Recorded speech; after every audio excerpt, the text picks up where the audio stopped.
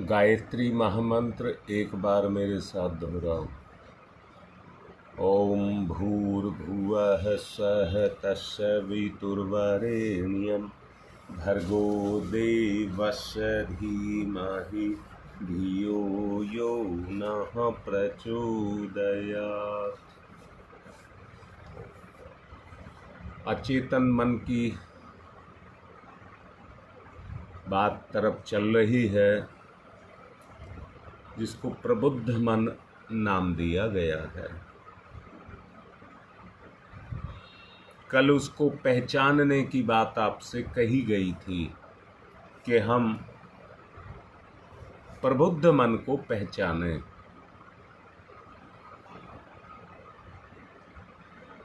व्यक्ति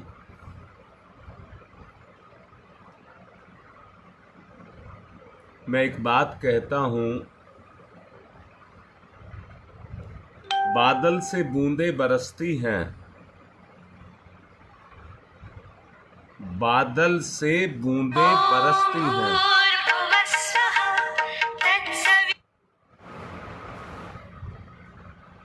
परंतु वो बूंदें अपने अपने नसीब के अनुसार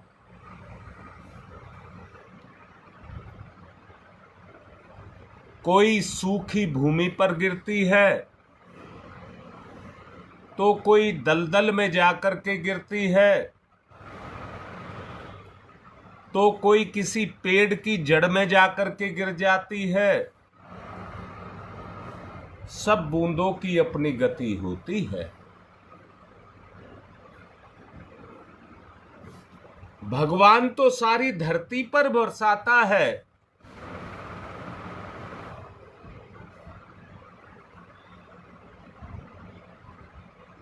परंतु यदि बूंद अपना उद्धार चाहती है तो उसका उद्धार इसमें है कि मैं किसी पौधे की, पेड़ की, जीव की जड़ में जाकर के गिर जाऊं और मैं तुरंत पी ली जाऊं, सोख ली जाऊं तुरंत। जरा सोचिए, एक पौधे की जड़ में जाकर के बूंद गिरी और पौधा उसको पी गया, तो बूंद का उद्धार हो गया, बूंद का उद्धार हो गया। अगर बूंद अपने आप को बचाना चाहती है, वो ये कहती है अगर मुझे किसी ने पी लिया तो मैं मर जाऊंगी, खत्म हो जाऊंगी, तो वो अपने आप को बचा करके अपने आप को सुरक्षित नहीं करती है और समय के अनुसार हर वक्त दुर्गति को प्राप्त होती है। अगर हमें अपनी दुर्गति से ऊंचा उठना है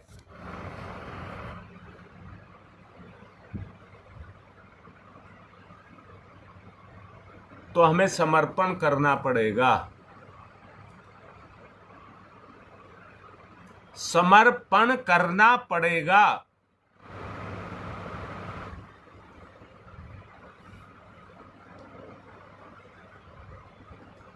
अपनी साधना को यदि सफल करना है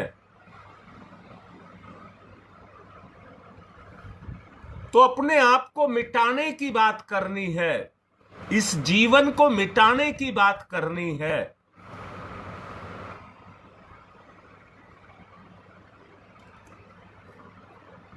प्रवर्तमान हमें मिटने नहीं देना चाहता, उसके लिए तरह तरह के प्रबंध हमारे लिए करता है।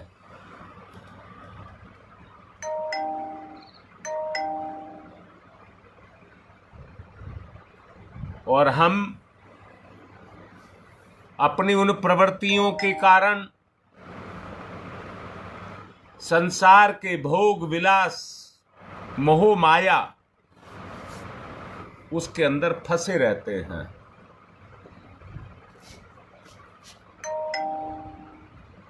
वो हमें बचने का मौका नहीं देता।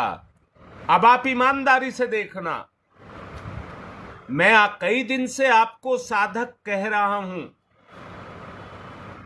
और ये भी मान रहा हूं कि आपका प्रबुद्ध मन काम करता है।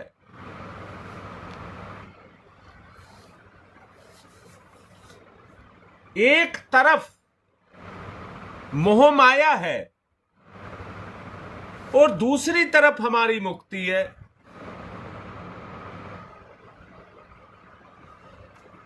तो हम मोह माया की तरफ जाना ज्यादा अच्छा समझते हैं, मुक्ति की तरफ नहीं।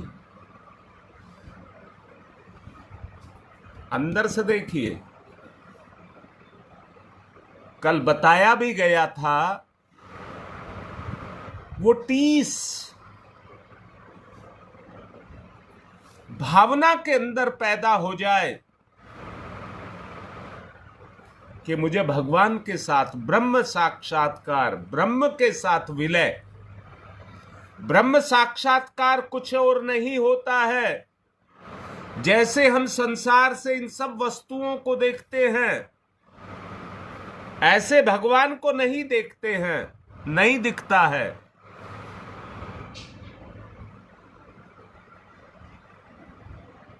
वो सूक्ष्म से भी परे है।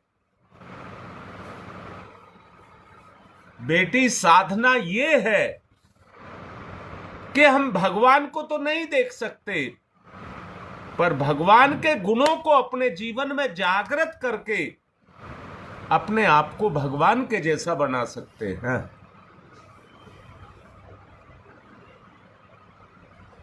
हमारी कमियां, हमारी कमजोरियां इस मार्ग में बाधक बनती हैं। हमारी कमी और कमजोरियां इस मार्ग में बाधक बनती हैं। भगवान तो हमें अपने में मिलाना चाहता है,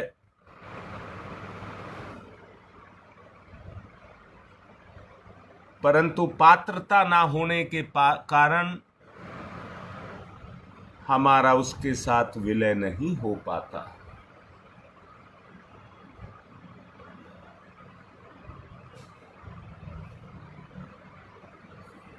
हम चाहते तो हैं, परंतु एक ऐसा खोल, एक ऐसा आवरण, एक ऐसा अंडा जिसके अंदर हम हैं,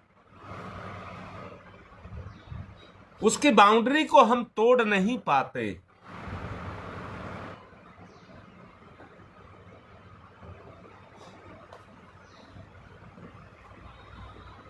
बेटा योगेश,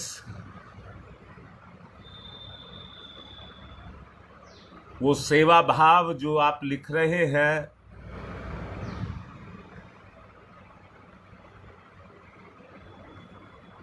वो ब्रह्म के जैसा सेवा भाव हमारे अंदर जग जाए तो निश्चित रूप से हम वहां तक पहुंच सकते हैं। अंदर से देखना, हम सेवा भाव भी करते हैं तो अंदर से प्रलोभन और स्वार्थ हमारी चेतना पर काम करते हैं।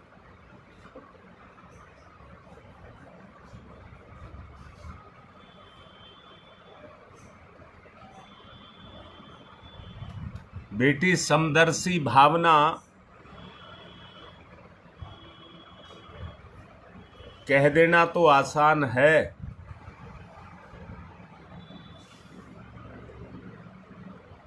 इसलिए आसान है, समदर्शी का मतलब है देखने में भिन्नता ना हो। तुलनात्मक अगर विश्लेषण किया जाए,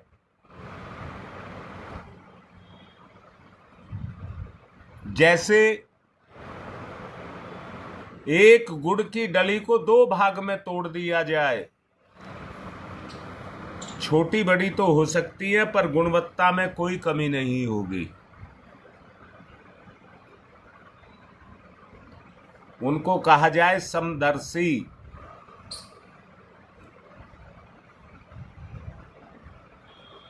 अगर उस स्थिति में चला जाए जिसमें भेद ना रह जाए,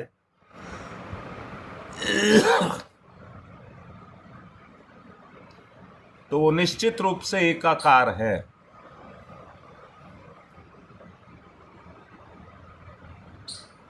अब बात आती है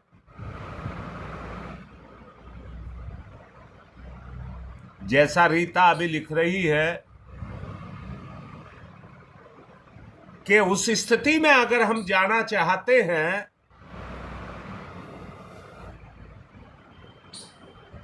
कैसे जाएं?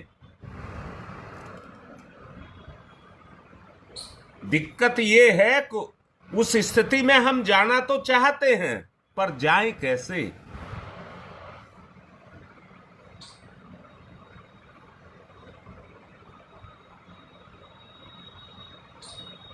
निश्चित मैं मान रहा हूं बेटा, इस बात को योगेश मना नहीं कर रहा, पर जाएं कैसे? मुश्किल भी कोई नहीं है, तुम्हारे लिए मुश्किल भी कोई नहीं है, अड़चनें बहुत हैं। और अड़चन है हमारा स्वभाव, हमारा स्वभाव, और कोई अड़चन नहीं है। अगर अंदर से ईश्वरीय गुणों को आप जगा लें,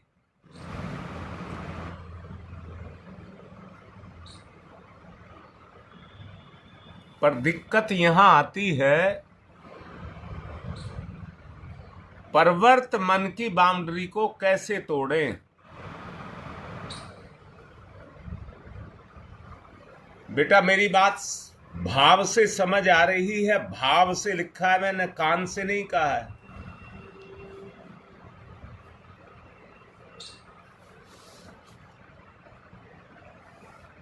बेटा ये सब कहने की बात है रीता, मैंने कहा है भाव से। क्या आपको मेरी बात समझ आ रही है? लाडली बेटी जो मैं कह रहा हूं, वो बाउंड्री, वो आवरण, वो आच्छादन जो हमारी चेतना पर चढ़ा है, अगर उसको तोड़ने की क्षमता हमारे अंदर आ जाए। अरे तुम प्रत्यक्ष नहीं देख रहे क्या?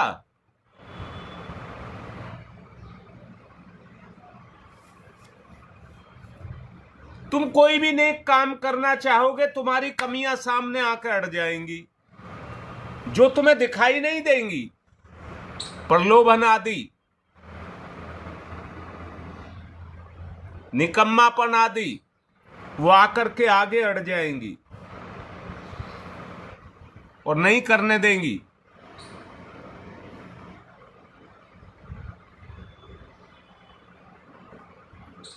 बस बेटा और कोई कमी नहीं है।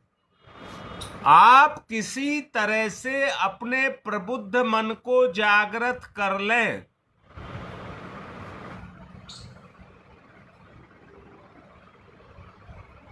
और जागृत करके अपने ईश्वर को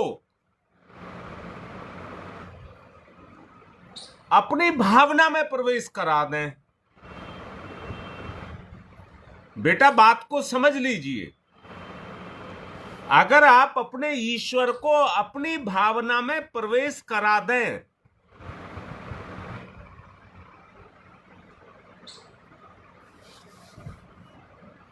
तो आपकी भावना में प्रवेश कराया गया आपका ईश्वर काम करने लग जाए, जीवंत हो जाए, जागृत हो जाए।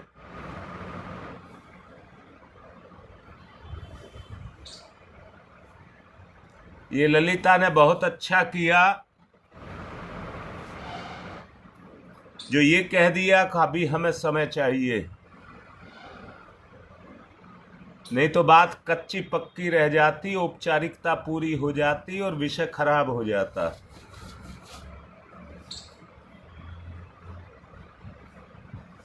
फूंक करके एक चीज आपके अंदर पैदा हो जाए,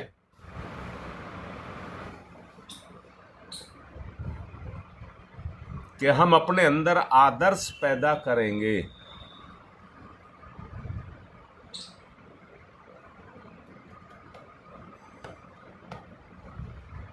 कह देना बहुत आसान है बेटा, कह देना बहुत आसान है।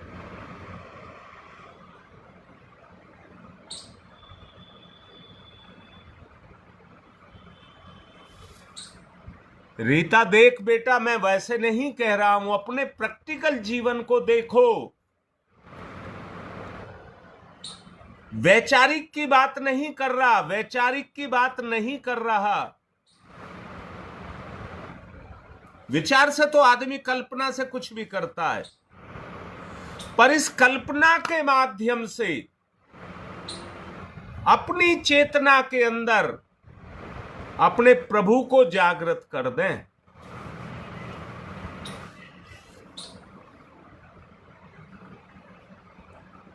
भाई लगता है, मैं महसूस भी करता हूं, आप भी करते होंगे। बेटी, ये जो आवरण की परत है, ये हमारे व्यवहार से मजबूत हो गई। ये दिखती नहीं है, पकड़ नहीं आती। पकड़ने की कोशिश करते हैं तो ये अपने आवरण और आवरण छा देती है, अज्ञानता के आवरण छा देती है। तुम देखिए ना, जब आप जप करते हैं तो अपनी स्थिति को देखिए ठीक से। आप पूजा पाठ प्रार्थना जो भी करते हैं, उसमें अपनी वास्तविक स्थिति को देखिए। क्या आत्म साक्षात्कार की स्थिति बनती है?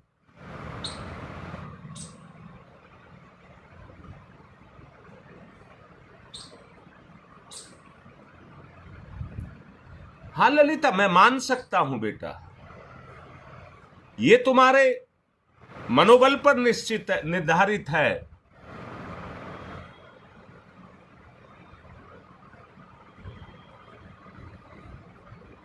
आप कितने लगनशील हैं, ये आपके ऊपर निर्धारित है।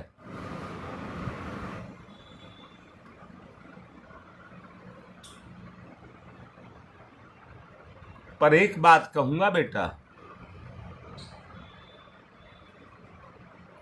गुरु जो है वो परिपक्व स्थिति होती है। गुरु कोई व्यक्ति नहीं होता है, एक परिपक्व अवस्था होती है।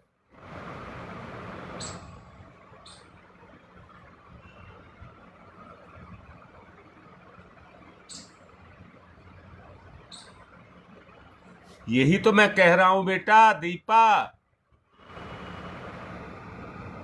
हम उन परिस्थितियों को लांघ नहीं पाते। मैं बेटा तुम्हें हरासमेंट नहीं देना चाहता, पर वास्तविकता को क्या करें?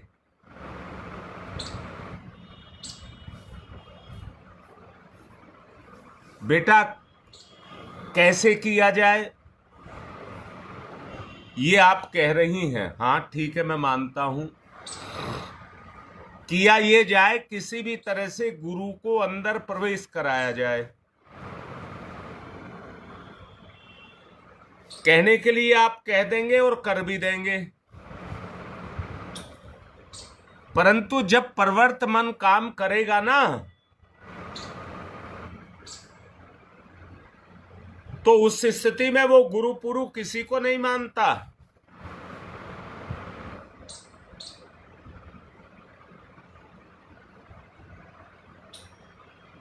बेटा जिस अवस्था में हम बैठ करके एक दूसरे से बात कर रहे हैं, हमारे बीच में एक अजीब लगाव है, सचमुच का लगाव है।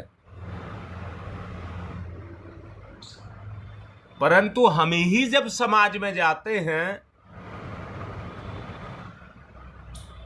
तो हमारा ही व्यवहार बदल जाता है। आम आदमी की तरह से हम काम करते हैं, गुरु की तरह काम नहीं करते।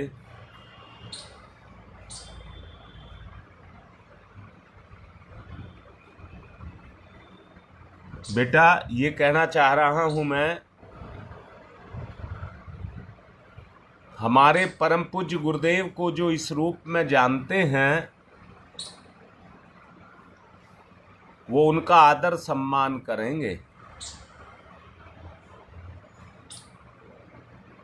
परंतु जो उस रूप में देखते और जानते ही नहीं हैं वो बदतमीजी भी कर देंगे।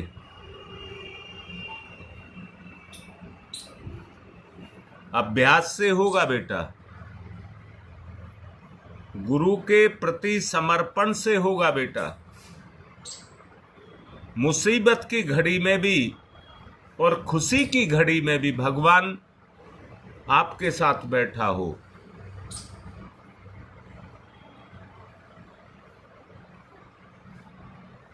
उस अवस्था को हमें अपने अंदर पैदा करना है।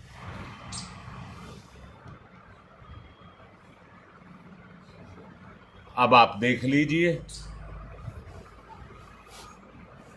बेटा, बोलने और कहने के लिए तो बहुत कुछ संसार में है। मैंने शुरू में ही बताया, बूंद जमीन पर आई और प्रार्थना कर रही है, हे भगवान मैं किसी के मुख में चली जाऊं, सीप में जाऊं तो मोती बनूं, और सीप ना मिले तो जड़ में जाऊं, किसी को जीवन दूं, मेरी मुक्ति हो जाए। मैं बूंद नहीं रहना चाहती।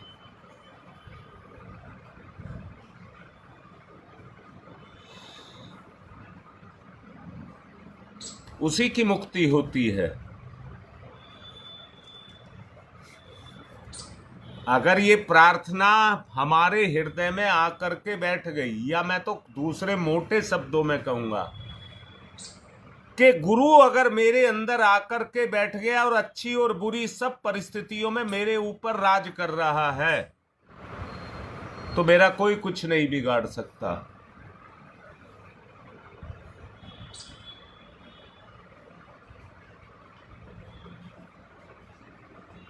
हाँ बेटा ये तो है ललिता, परंतु वो लगाव तो जगे ना,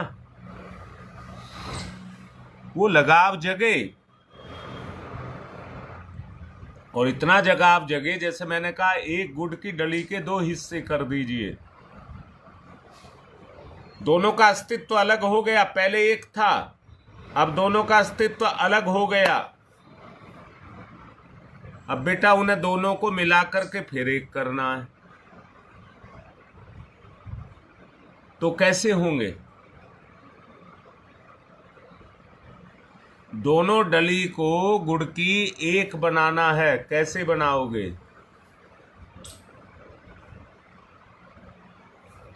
गरम करके पिंगाल के चिपका दें, दोनों एक दूसरे में मिल जाएंगी।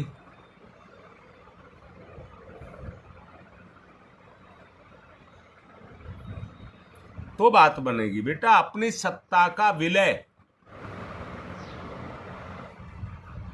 हाँ निखिल, अपनी सत्ता का विलय।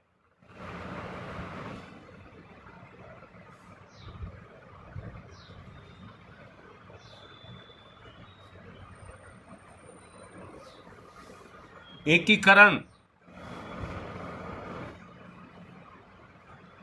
गुरु भी अपने आप को मिटाता है और शिष्य भी अपने आप को मिटाता है। शाबाश योगेश। दोनों को मिटना होगा, दोनों को मिटना होगा, गलना होगा। यही सविता, ये बात समझ आ रही है?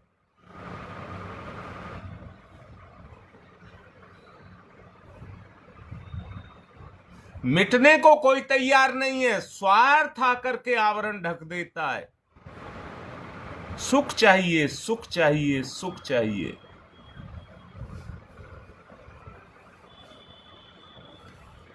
सोचिए, अपने व्यवहारिक जीवन को सोचिए।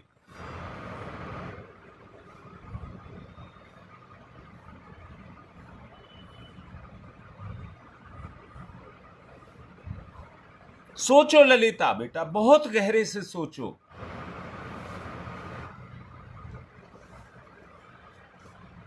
जो सविता लिख रही है वो बिल्कुल सत्य है। अपने आप को गलाना होगा। अच्छा, किसको गलाना होगा?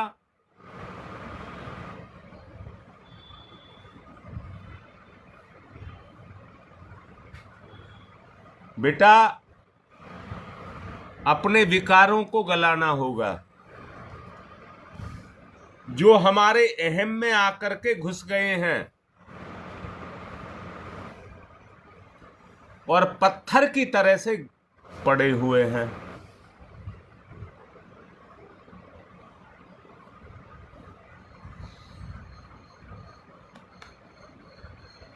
इनको हटाना होगा।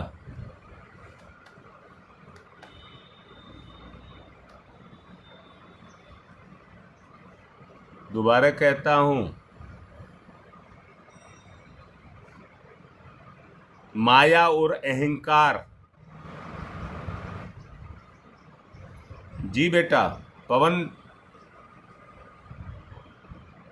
ठीक कह रहे हैं, मन का ही खेल है ये सारा।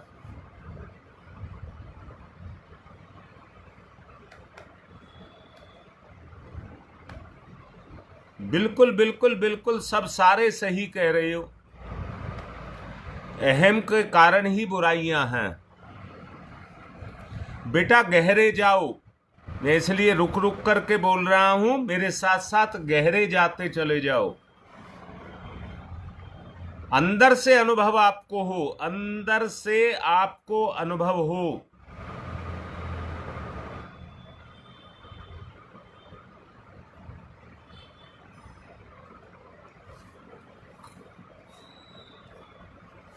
हर चीज एक आकार में है।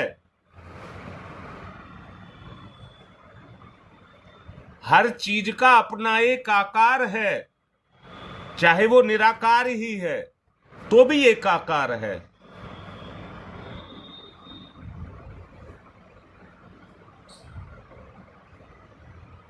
जी निखिल,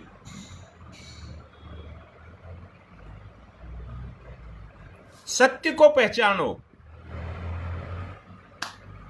अगर गलना चाहते हो तो सत्य के तेज से, सत्य के प्रकाश से यह अंधेरा मिटेगा।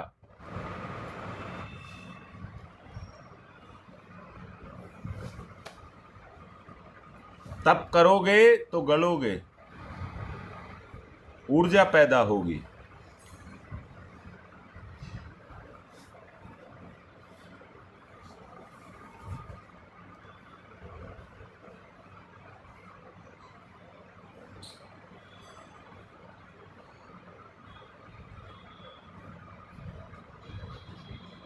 बेटा, भगवान ने रिश्ते दिए ही इसलिए हैं।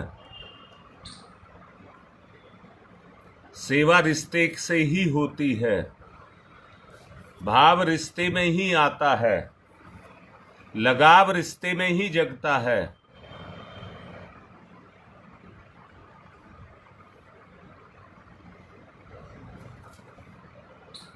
सम्मान में बहुत ताकत है। सम्मान में बहुत ताकत है।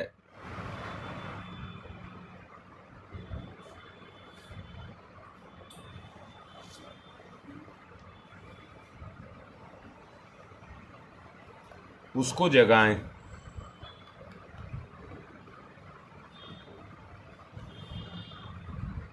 अपने आप को समर्पित करें, अपनी इच्छाओं का परित्याग करें, गुरु इच्छा को धारण करें।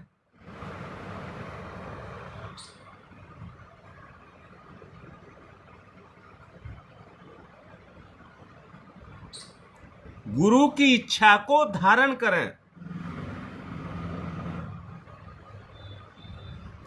मैंने कल भी बोला था,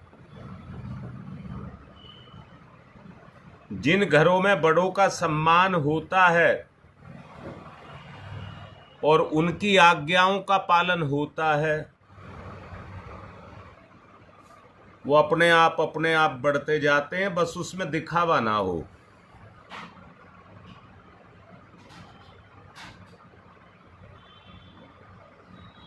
सुदेश बेटा, दिक्कत यही है, कहने को हम कुछ कुछ कह लेते हैं, परंतु अपना व्यवहारिक पक्ष देखिए।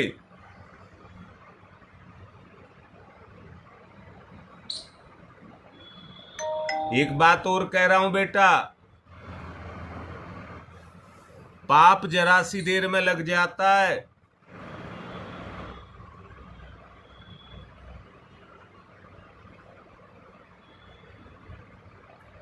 और मिटाना बड़ा मुश्किल हो जाता है।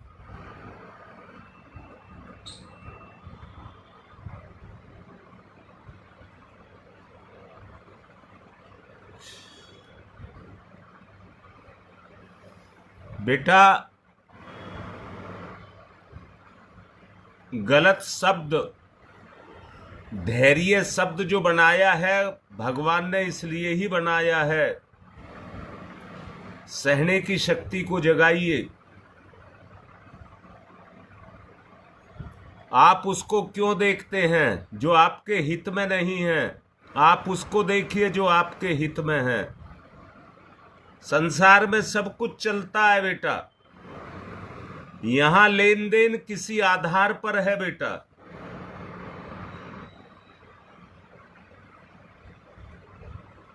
सबको सब चीज नहीं मिलती हैं।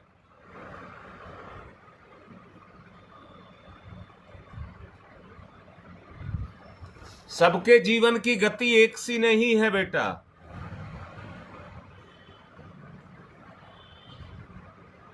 नहीं बेटा, ये व्यक्तिगत नहीं है। गुरु इच्छा क्या है ये आपको पहचानना होगा, तभी आप उसको पा पाएंगे, आत्मसात कर पाएंगे। बताने से तो इच्छा बंध जाती है, गुरु को बांधा नहीं जा सकता, अनंत है वो।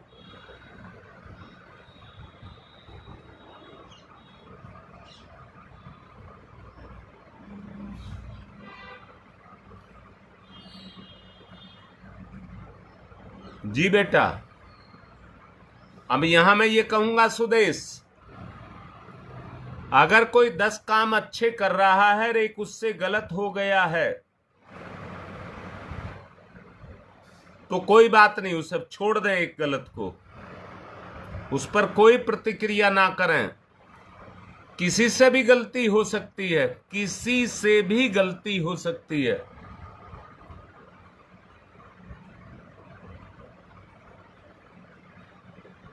कोशिश ये नहीं बेटा, नहीं चलेगा, फिर तो वो विकार बैठा रहेगा, वो दिखावा हो जाएगा।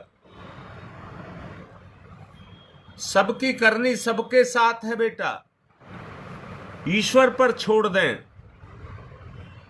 अपने आप को कर्म से, जीवन से मुक्त करने के लिए कर्म करें।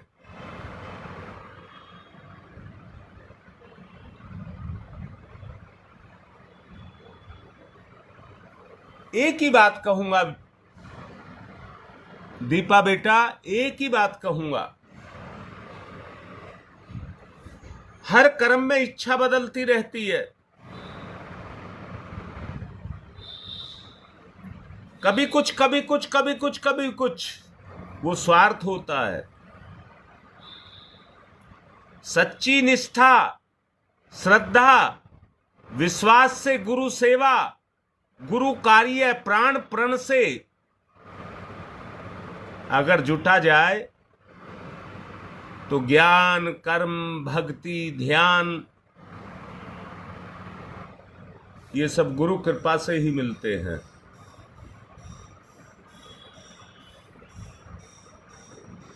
ये सब गुरु कृपा से ही मिलते हैं।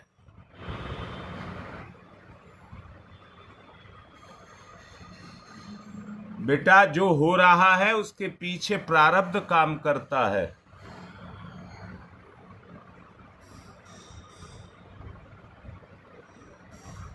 हमें अपने पिछले को भोगना है, हर हालत में अपने पिछले को भोगना है। अगर साधना में सफलता चाहते हो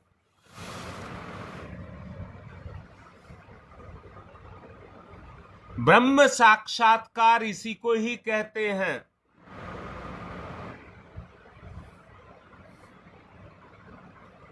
मुझे ब्रह्म में लीन रहूं, बाहर की कमियां कमजोरियां मुझ पर व्याप्त ना हो,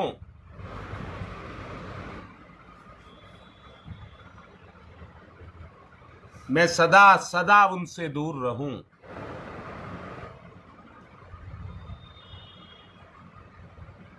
भौतिक जीवन की सुख शांति और समृद्धि यदि चाहते हो तो वो इसी में है, धन दौलत में नहीं है।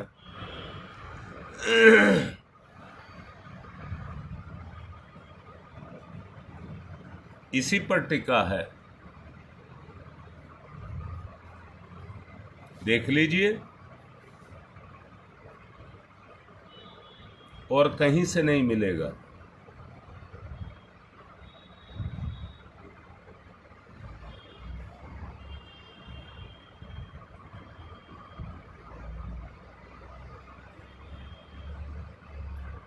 बेटा ये उसी का आशीर्वाद है, यही वो आशीर्वाद है जो आपके काम आ रहा है। मैंने भी कहा है, बुजुर्ग को जो हमारे घर में सम्माननीय है, बुजुर्ग या माता पिता गुरु, उनकी आवाज कान में जाते के साथ ही हमारे हृदय में चली जाए और एक स्पंदन पैदा कर दे,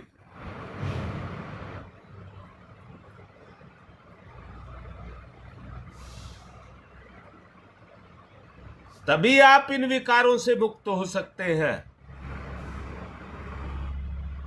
बेटा प्रबुद्ध मन के लिए ब्रह्म का पदार्पण बहुत जरूरी है, वो मेरी चेतना में हो जाए। आपका स्वरूप बदलने लगेगा, ब्रह्म के आने से आपका स्वरूप बदलने लगेगा।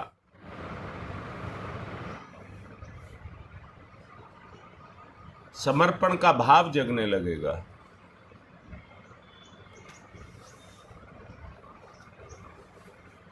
आज के विषय का निचोड़ वो यही है कि हम अपने अंदर, इसी को उपासना कहते हैं,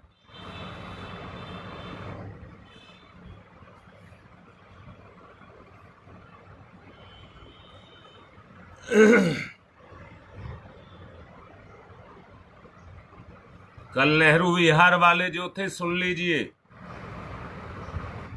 ध्यान मूलम गुरुर्मूर्ति, पूजा मूलम गुरुर्पदम, मंत्र मूलम गुरुर्वाक्यम, मोक्ष मूलम गुरु कृपा।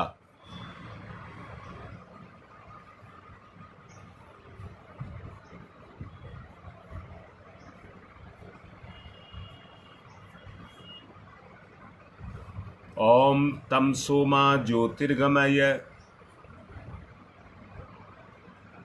तमसो मा ज्योतिर्गमय। चलिए, तमसो मा ज्योतिर्गमय, असतो मा सद्गमय, असतो मा सद्गमय, असतो मा सद्गमय, मृत्योर्मा मृतं गमय, मृत्योर्मा मृतं गमय, मृत्योर्मा मृतं गमय। तमसो मा तमसो मा तमसो मा ज्योतिर्गमय, ज्योतिर्गमय, ज्योतिर्गमय। अस्तो मा अस्तो मा अस्तो मा सद्गमय, सद्गमय, सद्गमय। मृत्योर्मा मृत्योर्मा मृत्योर्मा अमृतम गमय, अमृतम गमय, अमृतम गमय। दोनों हाथ रगड़िए, मुख पर फिराइए।